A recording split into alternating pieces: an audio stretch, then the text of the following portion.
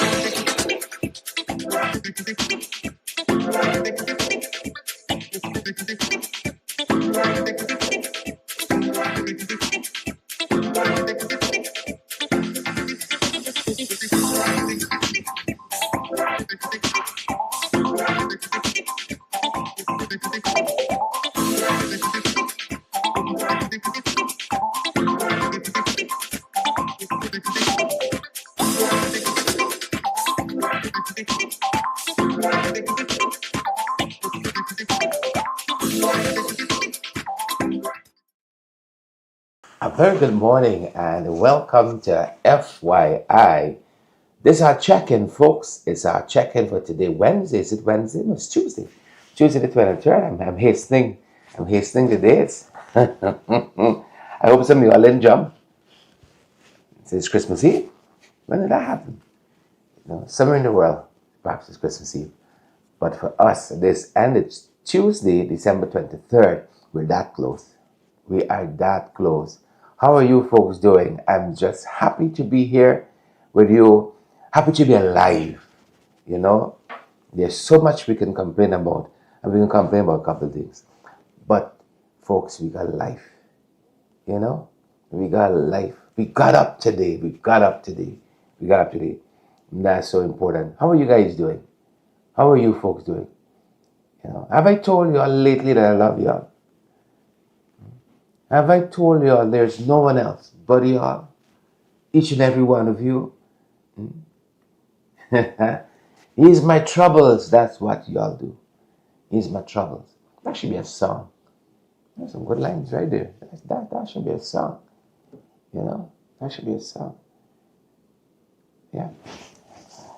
But it's Tuesday, as I said, and there's a lot happening. We want to weigh on. We want to get your take on. Give me the comments too. Talking to you guys. How are you folks doing? How the season treating y'all? Don't worry as much as you used to. Perhaps as much as you do. But the pepper pot, the what, the this, the that, the blinds. I know how we do it as Guyanese. My God. We overdo ourselves a little bit, We overdo ourselves a little bit. We wonder about everything. Do we have the right chair backs and this and that? And by now, some of y'all start fixing them back. You don't break away everything. You break up the house, as we say. Fixing back. Guyanese are unique. My mother used to be that kind of person. But boy, how people could change. Broke up everything, put away this, that. And she still does a little bit about of it now. But I remember after years of living overseas, you see, if you break up your thing, no. Change your blind once a year. Some places in the world, they don't use blindness the way we do. They sell you all something. You put up your Venetian blinds and what have you. 6 months. You take them down, you fling it in the garbage. You put up another set. And that's it. It's interesting. Boxing Day in the US is not a holiday. Just in case you think that is weird. Boxing Day in the United States of America is not a holiday. I'm being told that the administration is contemplating it. It's not a holiday. People go to work on Boxing Day. People go to work any day here. Every day here. That's how they do it. That's how they're able to send the remittances. Hats off to the folks in the US. Get up and go through the snow. Thick snow. Every day get up, I feel like in an ice box. I ain't want to get up. I ain't want to get up.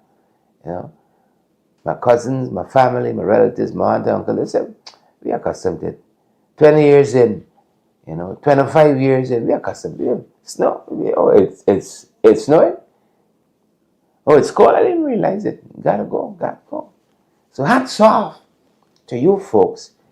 You've been out here in the diaspora year after year, and you make it work. You make it work for us back home, chiefly for your relatives back home. You guys go, and there's no slacking on these jobs, to send us that money. Sometimes you gotta stand for a whole day. Some of the money they send us, a whole week, trudging through, all the extremes of weather here. When it's cold, it's cold. And when it's hot, it's hot. Thank you, folks. If we didn't tell you all that before, thank you. This is my first, I think, Christmas in the U.S. Very first. I've been in the U.S. As early as in early November, but never this late. Never this late. I want to go home. Good morning, brothers and sisters. This is the check-in. I've been just warming up. I've been just warming you guys up. Bringing you guys in because there's so much to discuss. Let's bring you guys up to speed with some of the things we've been following. Our sister, Member of Parliament, President of the GTU, government petty government, among other things. And then Parliamentary lead, Terence Campbell, he's going to talk to us a little bit about, what's happening in Region 6. A lot of the development seem to be centralized. Not Region 6, Region 3, Region 6 too. Concentrated. I've said this time and again, when you look and see where they're putting on what, it follows an electoral map. It's only way to try to be fair, democratic, spread the thing out evenly, equitably, It's only way to try, these boys here. And you see what they do and where they do it. You see an electoral map.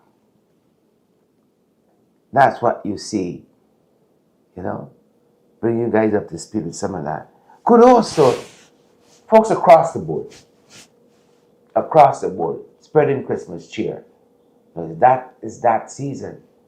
Spreading Christmas cheer. I see people out there, The fact that 6 years in, we're in depressed communities predominantly tells us a lot. Tells us a lot. 6 years in. Before we head to some of those issues we're going to touch on this morning, let's catch up a little bit. Some of the other things we've been following, as I said. Take a look and take a listen. Region 6, the center of the PPP stronghold, has been the focus of large government expenditures. Leader of the APNU parliamentary opposition, Dr. Terence Campbell, noticed this trend. That in the president's address, he spoke to the Hospitality Institute in Region 6. He spoke to a first-class oil and gas training institute in Region 6. I believe he spoke to the new stadium in Region 6. Many of the other regions remain underserved, he said. There are other regions with an abundance of skills, according to Dr. Campbell. We have Region 10 and these 5, 7, 8, and 10. These other regions. And remember, there are a lot of skills available in Region 10 in particular, having the bauxite industry there. But I'm not limiting this to Region 10. Where is the development in these other industries? We are not having balanced development across this country. He said that this hasn't gone unnoticed by APNU. At the same time, Region 6 has been experiencing large-scale migration. Many houses are empty. People have either left for Canada or neighboring Suriname. Member of Parliament and President of the Guyana Teachers Union, Coretta MacDonald, has highlighted blatant discrimination in the society. She said on her podcast last week that the government has different treatment for different sections of the society. Every time they go to some of these Afro-Guyanese communities, what they do, they come and share the cooking cook-up rice, and they give you a little bag with a packet of chow mein, 2 tins of corn, a packet of flour, a packet of sugar. But when they go to other areas where their supporters are, they're giving them small grants, all kinds of monies they're giving She them. said that this action highlights the fact that Guyana isn't one Guyana. We cannot continue to have a government who feel that they can only serve one group of people. We are all Guyanese, and you are government for the people of Guyana, whether we voted for you or not. And she described the government as petty. These people are so petty, so very, very petty, that to date, since the ruling of Judge Kisoon last year, April, to date, they have not reinstated the deduction of the Jews for the GTU. You need to honor the ruling of the court. But you want to talk about who must pay this, and you're all ready to sue and ready to sue. Honor the obligations of the courts. You must honor the laws of this land. The court made a decision. The judge ruled. The appeals court held up the ruling of the judge. And yet to date, you can't reinstate the deduction of the Jews for the GTU. Shortly after his address to the nation on Wednesday, President Irfaan Ali met with the press on some issues. One of these was Guyana's economic position. The balloon bursters in our society all like to say you're flush with cash. We have to understand the fiscal environment and the framework in which our country is operating, and the revenue from our country and from where the revenue of our country is coming. That was President Ali on Wednesday. Leader of the APNU parliamentary opposition, Dr. Terence Campbell, said that President Ali's suggestion that there must be prudent spending isn't supported by facts. And careful spending is not what we have seen from this government. We have seen the execution of numerous infrastructure projects that are already crumbling. We have seen the gas to energy project over 1 billion Guyana dollars over initial estimates. Dr. Campbell said that the same gas to energy project has attracted claims from a foreign entity for $100 million. Another US $100 million was spent stabilizing the soil under the generator, the gas to energy plant. Coincidentally, and we mentioned this in the press statement, there is supposed to be a second plant, a second phase with another plant that was supposed to generate 250 megawatts. On Wednesday, President Irfaan Ali never mentioned the second plant. This represents an additional expenditure, according to Dr. Campbell. I rather suspect that the reason that he did not refer to that 250 megawatt plant is because they have now recognized that Wales was a poor location for the gas to energy plant in the first place, and that stabilizing they would face the same $100 million or more stabilization cost with the 250 megawatt plants, and I rather suspect they've now decided to shelve that plant. He said that it is prudent that Guyana invest the oil resources. This government has failed miserably, and I have laid out for you, I've just shared some of the areas in which they have failed. So I think the president should be the last person to speak about us prudently spending the money that he claims we are awash with. All right, there you have it, folks. There you have it. My colleagues speaking to these issues very clearly. We got to continue to talk. I know, especially now, where Parliament has not been held since the 13th Parliament commenced, 3rd of November, a very eventful day, especially now. Parliament, years ago, when I looked at the etymology, I think that's the name of the word, study of origins of words, etymology of the word parliament, I think comes from a Latin word. Means to talk. We got to talk. And especially now that Parliament is not being held regularly, we got to talk. You know, we got to talk. Got to talk. So especially now, a lot of things happening. I saw a member of one of these oversight bodies saying that the government is not submitting a report on the ExxonMobil audit. Folks, people are going to come in and out. We're accustomed to it by now. Yeah, people moving in and out. We're not going to worry with that. Good morning, TJ. Good morning. It's quite okay. Yeah. We got a lot of kids in this family, boy. No, we were remarking just recently. We don't need no daycare. We own daycare. You know, supply yourself. Yes. So, following this particular story, where one of the members are speaking out, them boys don't like oversight. Don't let it strike you as odd. Right? These things they pay lip service to: good governance, transparency, and accountability, and all of that. They don't like that. You know, that is not up their alley. I want to hear Sunan, but it's cause for concern because, like I said, 6 years in, what we've been spending on oil, what we've received from oil, what we've been spending in our national budgets, we should have more to show for it. We should have more to show for it, right? And I see lots of people go out, rightfully so, to receive a toy. It's that kind of season. I'd love to see less and less of that because Guyanese people now have this spending power. They now have this spending power. And I'm talking here about Frederick Collins. He has criticized the government for withholding this 19.6 billion US cost recovery audit of Exxon 2021 to 2023 oil field expenses. And they have withheld that for 222 days. That's what they have done.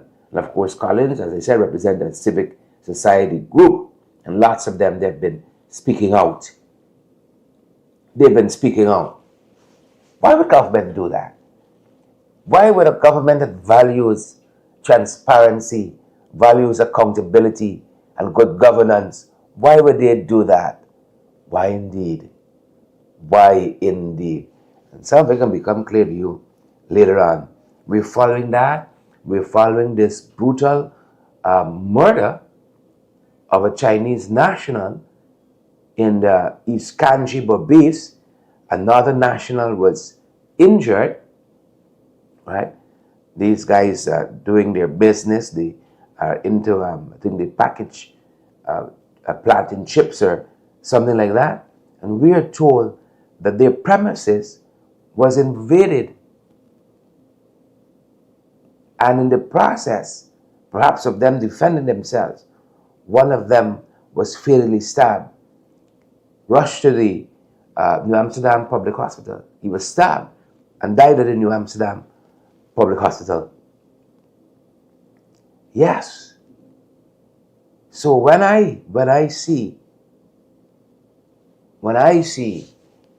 the glowing terms in which crime and the escalation, that's not the right word I want. Right? The crime figures, this is serious crimes going down. I smile because we read the papers every day. We're on social media. We're in touch with what's happening. And so when we see this businessman who was killed, right, at their home and chips factory, the other one injured, Cumberland Village, East Kanji, just yesterday, is a cause for concern. They said the assailants fled with cell phone and cash.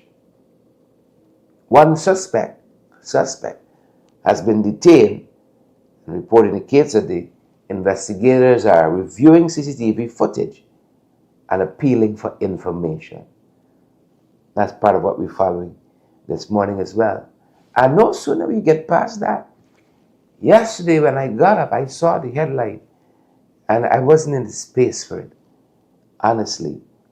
This shooting death of a taxi driver in Sophia, Javier Fraser. He was shot dead at Mercy Wing Plum Park, they say around 22:36 hours the previous evening, December 21st. A 19-year-old young man was injured in that attack and we're told remain hospitalized.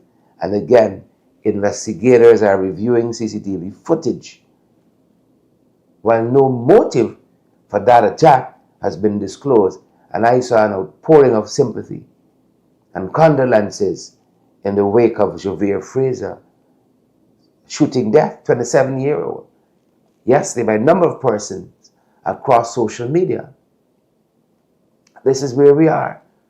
This is where we are. And so the narrative that the Ghana police force is pushing don't seem to match the reality that we feel on the ground. That is the challenge that we have. It doesn't seem to match that. So we're following. These are some of the issues we're following. I've noted, again, Trevon Bacchus, a 59-year-old of Roxanne Burnham Gardens, died when a Toyota Ram collided with his electric bike in Cemetery Road yesterday as well. Carnage on our roads and our waterways. I noticed a fisherman is missing after falling overboard. Pemal Punsami, 52 years old from Wim, he is reported missing. Carnage on our roads and our waterways. Violence against women and girls. We've been talking about this all the time. All the time.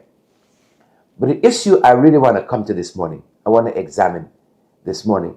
And that's why I said that initial issue concerning the oversight of that audit. 222 days, you're telling us that audit has not been released. The findings of that audit has not been released. And it's a cause for concern.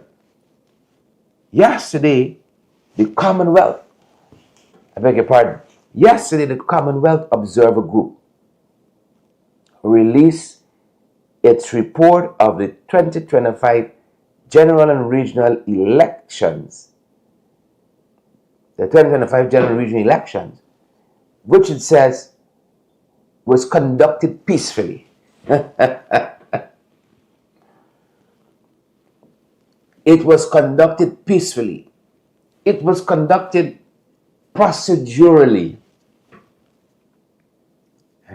The things that they were supposed to do, most of them were done. But it didn't stop there. They did not stop there. The Commonwealth Observer Group went on. Well, let me, before I go there. They did what they were supposed to do in terms of the voting. The Commonwealth Observer Group said went smoothly. The counting went smoothly. Tabulation, broadly, tabulation of results were broadly compliant. Broadly compliant. Right? And this, for all intents and purposes, keeps us in the democratic frame. But as I said, the Commonwealth did not stop there. And it's very, very instructive. The Commonwealth, because remember, the European Union recently released their report as well. The private sector released its report as well. And the Integrity Commission, the Ethnic Relations Commission released its report. And as regards the latter two, it seems as though they might have been watching a different election in lots of regards that we'll touch on. Lots of regards. Because when you look at some of what came out of this Commonwealth report, procedurally, as I said, procedures were followed. Right? Procedurally, democracy held up. Procedurally. But when you look at what the Commonwealth has said, substantive democracy in this country is under threat, under stress, and as a result, under threat. And that should concern every Guyanese. You know, lots of you, as soon as we put up something, you all act like trolls, you all act like you all on a pay sheet, a payroll for the government. But think, let us think. Could they be right? This is not a report out of my party, the PNCR. It's not a report out of APNO. It's not a report out of any political party. These are independent organizations doing this work here. The EU in the first instance, and now the Commonwealth. We haven't heard from the Carter Centers yet, even though we do have preliminary statements. We do not yet have that. We do not yet have that final report. So the Commonwealth spoke to a number of things. Remember, we say that while procedurally democracy seems to be holding, democratic values, procedures being followed, but substantively we're in trouble. This report, the Commonwealth Observer Mission Report, spoke about unequal access to state resources and the media. Sounds familiar? Unequal access, disproportionate coverage of the governing party by state-owned media. Sounds familiar? Sounds familiar? Did the Private Sector Commission talk about this? Did they? Did they? The Ethnic Relations Commission. Did they? I'll come to that in a sec. Allegations of intimidation and victimization of public servants, business owners, community members. The Commonwealth report. Blurring of the lines between state activity and party campaigning, including announcements and benefits timed during the campaign season. All of that is contained in this report. Use of data gathered through state programs. Come on, y'all are smart people. We're big and we got sense. What are they talking about here? Use of state gathered, use of data gathered through state programs, and use of that information in ways, use of that data in ways that raise concerns. They're talking about the cash grant. The cash grant, that's what they're talking about. Using that information for political purposes, for mileage, that's the PPP. They will do anything to stay ahead. Anything to stay ahead. As I said, the EU Election Observation Mission just a few weeks ago, the president himself, President Irfan Ali, he wailed into them and Jaglio followed suit. It's only left for them to say they don't know about elections. The Europeans, it's only left for the government to say they don't know. You know, because the people behave like they are the Greeks. Democracy started with them. But the EU talked about the abuse of state resources in their report, the lack of campaign finance, regulation, and enforcement in their report, structural advantage of incumbency in their report. The EU spoke about that. Weak oversight mechanism in their report. A politicized GCOM in their report.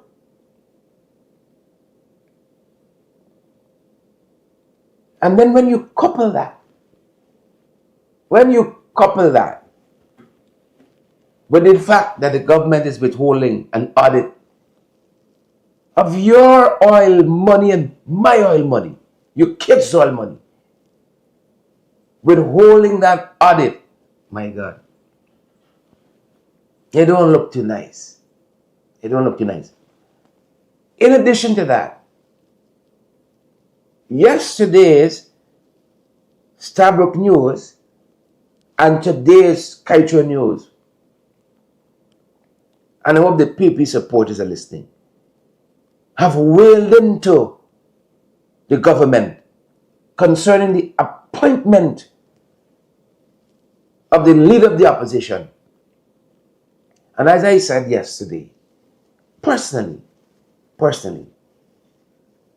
I have met Ashdin Mohammed a couple of times. I found him to be a personable fella, notwithstanding all of the allegations, sanctions, indictments. I said that to say, personally, I have no malice.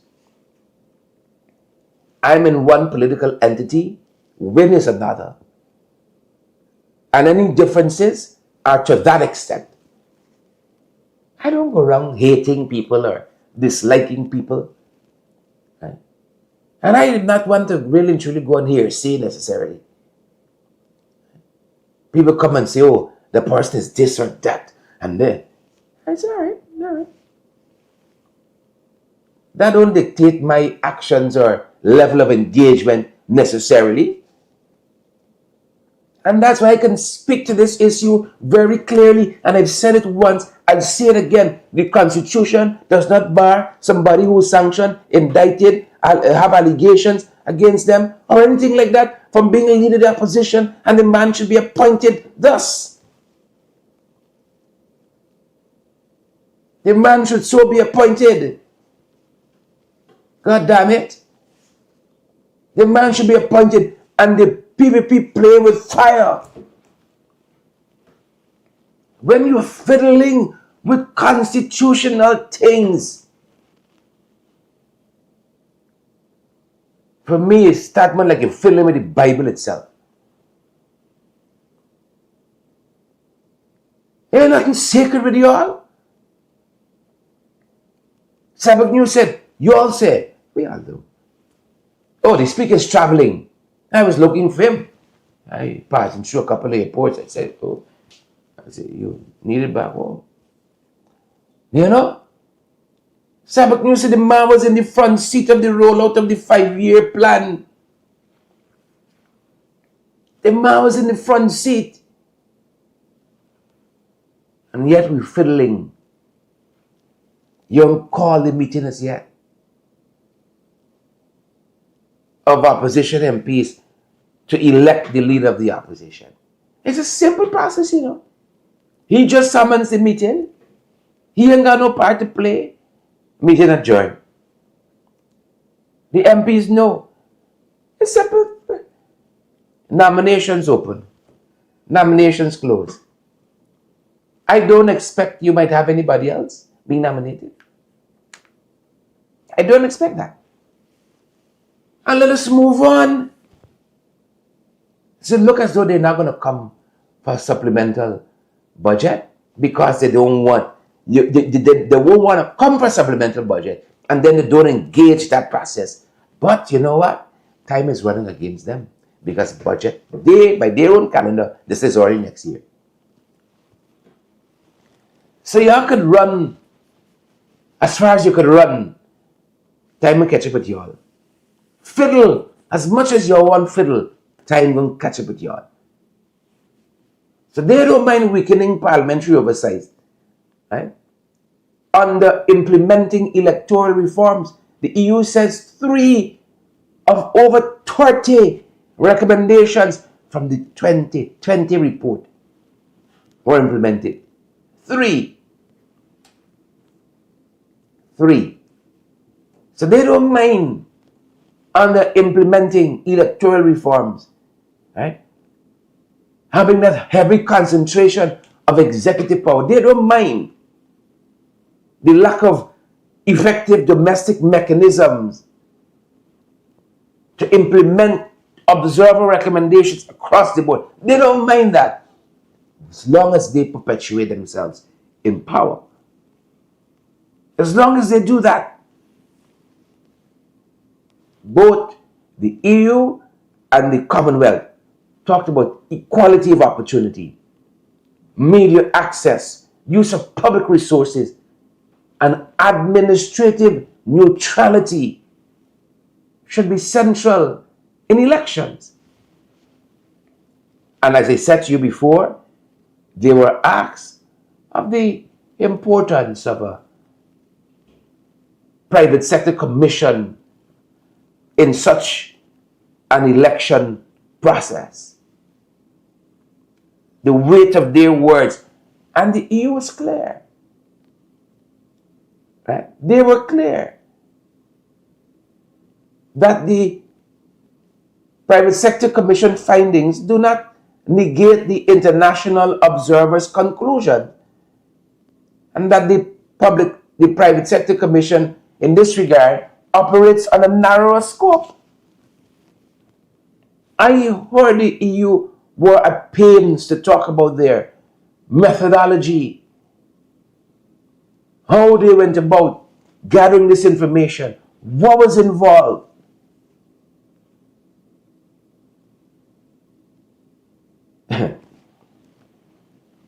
The other bodies, didn't hear that from the Private Sector Commission. I didn't hear that from the Ethnic Relations Commission.